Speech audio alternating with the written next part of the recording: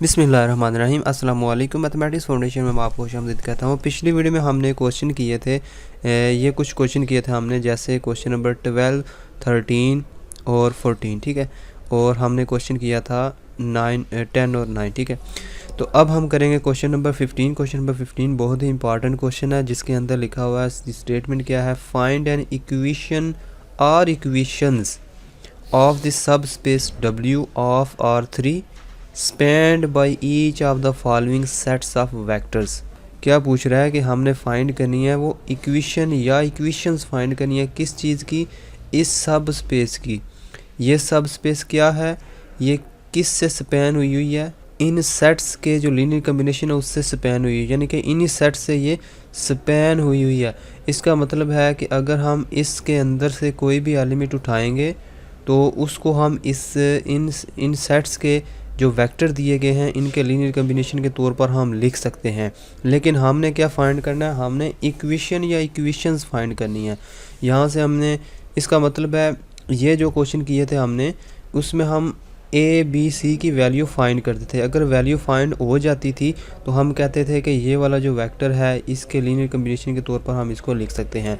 लेकिन यहाँ पर हमने क्या करना है, हमने ए बी सी की वैल्यू जो चीज़ है, ए बी सी को हमने एलिमिनेट करना है, ठीक है, यानी कि उनको ख़त्म करना है। जब उनको ख़त्म करेंगे, एलिमिनेट कर देंगे, तो हमारे पास जो चीज़ बचेगी वो एक इक्वेशन बचेगी या इक्वेशंस आएंगी। वही हमारा इस क्वेश्चन का रिक्वायर्ड रिजल्ट होगा। सबसे पहले हम लेट करते हैं a vector x y z in the span of the given set. Let करते हैं एक वेक्टर एक्स वाई जी, क्योंकि हमने शो करना है, हमने फाइंड करनी है इक्वेशन, ठीक है। किसकी इक्वेशन फाइंड करनी है, इस सब स्पेस की इक्वेशन फाइंड करनी है जो किस से जनरेट हुई हुई है, इन वेक्टर्स से जनरेट हुई है, ठीक है। इसका मतलब है उसका कोई भी एलिमेंट उठाएंगे, क्योंकि वो R3 का एलिमेंट होगा, तो उसको हम इन दोनों वेक्टर्स के लीनियर कम्बिनेशन के तौर पर लिख सकते हैं, ठीक है। इस तरह ये वेक्टर उठाया, इनके लीनियर कम्बिनेशन के तौर पर इसको लिख दिया। सिंपली ए इंटू 1 ए होगा -2b, ठीक है। फिर -3a, ठीक है, और हम लिखेंगे साथ में 6b + 6b, ठीक है। सिमिलरली ये चीज़ लिख देंगे। अब x चीज़ें कंपेयर करेंगे, x के सामने x वाली, y के सामने y वाली और z के सामने z वाली। अब हमारा टारगेट क्या है, हमने इक्वेशन फाइंड करनी है। अगर इक्वेशन फाइंड करनी है तो ये a b c ये जो वैल्यूज़ हैं ये ख़त्म होनी चाहिए, एलिमिनेट करना है हमने इनको। तो a b को एलिमिनेट करने के लिए यहाँ से हम देखें गौर से, यहाँ से क्या चीज़ कॉमन आ रही है, 3 -3 को हम कॉमन लेते हैं। -3 को कॉमन लेके हम इसके नीचे डिवाइड कर देते हैं। यहाँ से 5 कॉमन ले सकते हैं। अब देखें a - b, इधर भी a -2b है, इधर भी a -2b, इधर भी a -2b। इसका मतलब है इसमें से x को उठा के इधर पुट कर सकते हैं, और हम यहाँ से z वाली वैल्यू को उठा के इसमें पुट कर सकते हैं। तो हमारे पास क्या चीज़ आ जाएगी, या हम इस तरह कर लेते हैं, इस चीज़ को हम कोई और वेरिएबल t की इक्वल लेट कर लेते हैं, ठीक है। आर्बिट्रेरी जो है ना ये वेरिएबल है, फ्री वेरिएबल इसको कहते हैं, क्योंकि ए और b कुछ भी हो सकते हैं ना। a और b कहाँ से लिए गए हैं, सेट ऑफ रियल नंबर से लिए गए। तो इसको हम आसानी के लिए एक ही t के इक्वल किसी के लिख देते हैं, ताकि ये शॉर्ट इसको हम लिख सकते हैं।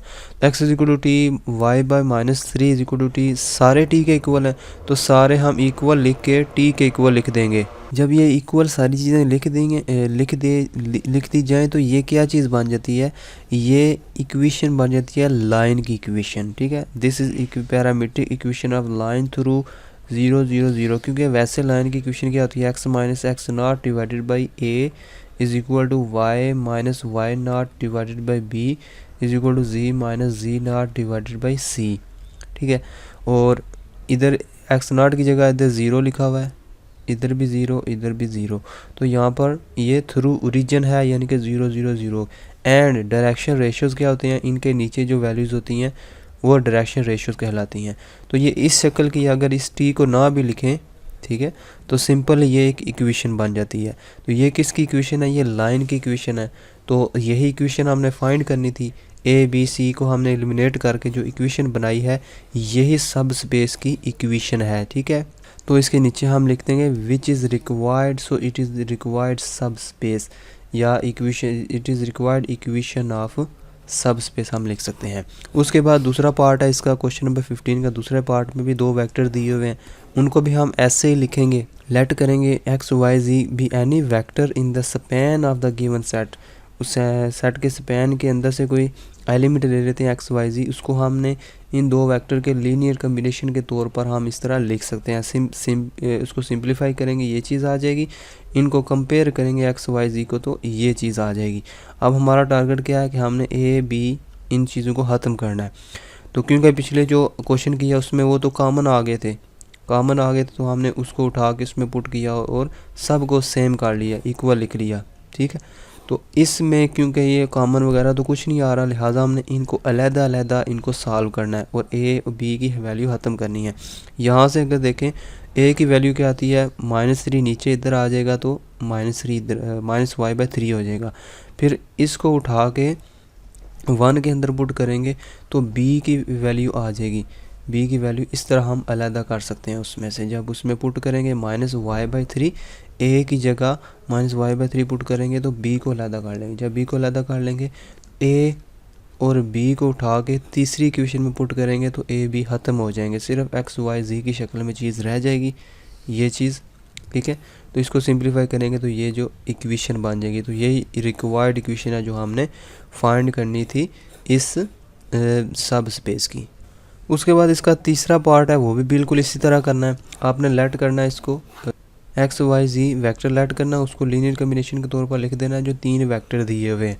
तीनों को कंपेयर करेंगे तो ये सिस्टम बन जाएगा। इस सिस्टम को सॉल्व करेंगे, यानी कि इसमें से ए बी सी की वैल्यू ख़त्म करेंगे, एलिमिनेट कर देंगे। कैसे ख़त्म करेंगे, इन तीनों को अगर ऐड करें तो हमारे पास बी माइनस सी बन जाती है। ठीक है, अगर हम इस तरह करें, क्योंकि ए बी माइनस सी की शक्ल में आई ये चीज़, तो हम बी माइनस सी एक और इक्वेशन बनाना चाहते हैं। अगर इसको और इसको सब्ट्रैक्ट कर दें तो ए ख़त्म हो जाएगा, ये भी बी माइनस सी की शक्ल में चीज़ बन जाएगी। ठीक है, सब्ट्रैक्टिंग 1 और 3 में सब्ट्रैक्ट करेंगे तो एक्स माइनस जी बनेगा इधर, और ये इधर 5b + 5c बन जाएगा। यहाँ से -5 कॉमन लेंगे। ठीक है, तो b माइनस सी की वैल्यू इधर बन जाएगी। b माइनस सी की वैल्यू हमने निकाली हुई है पहले से, उसको उठा के इसकी जगह रखेंगे तो a b c बिल्कुल ख़त्म हो जाएंगे, एलिमिनेट हो जाएंगे। तो ये चीज़ हमारे पास बच जाएगी।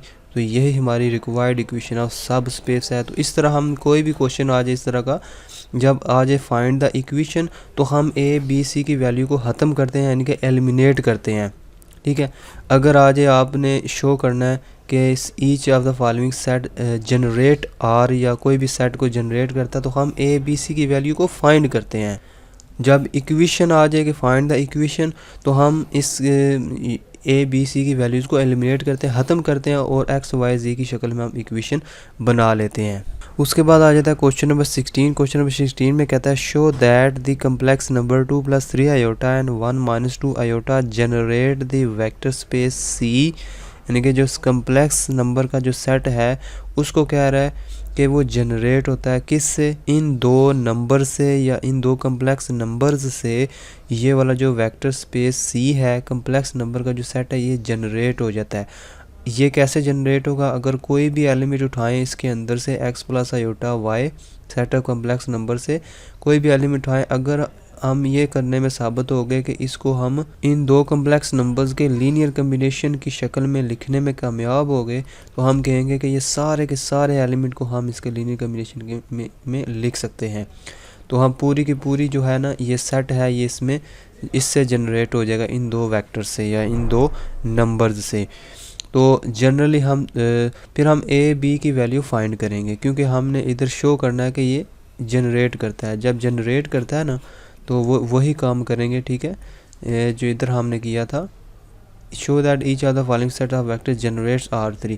हम ये वेक्टर उठाते थे ए बी सी की वैल्यू फाइंड करते थे। इधर भी हमने यही काम करना है, ए बी की वैल्यू फाइंड करनी है। लेट करते हैं x + आयोटा y, हम उठाते हैं सेट ऑफ कम्प्लेक्स नंबर से कोई नंबर, और इन दो वेक्टर्स के या इन दो नंबर्स के लीनियर कम्बिनेशन के तौर पर इसको लिख देते हैं। कम्प्लेक्स और रियल पार्ट को अलहदा करेंगे, ये रियल पार्ट है, ये कम्प्लेक्स पार्ट है, दोनों को कंपेयर करेंगे। x इसके बराबर हो जाएगा, y वाला इसके बराबर हो जाएगा। ये चीज़ आ जाएगी। यहाँ से ए और बी की वैल्यू आसानी के साथ हम फाइंड कर सकते हैं। ए की वैल्यू ये आएगी, बी की वैल्यू ये आएगी। इसका मतलब है ए की भी वैल्यू आ सकती है, बी की भी आ सकती है, तो कोई मसला नहीं है। अगर ए बी की वैल्यू फाइंड कर सकते हैं तो हर एलिमेंट इसमें उठाएंगे, उस एलिमेंट को इन दोनों नंबर्स के लीनियर कॉम्बिनेशन के तौर पर हम लिख सकते हैं। लिहाजा ये दो जो नंबर हैं इस पूरी वेक्टर स्पेस सी को जनरेट करते हैं।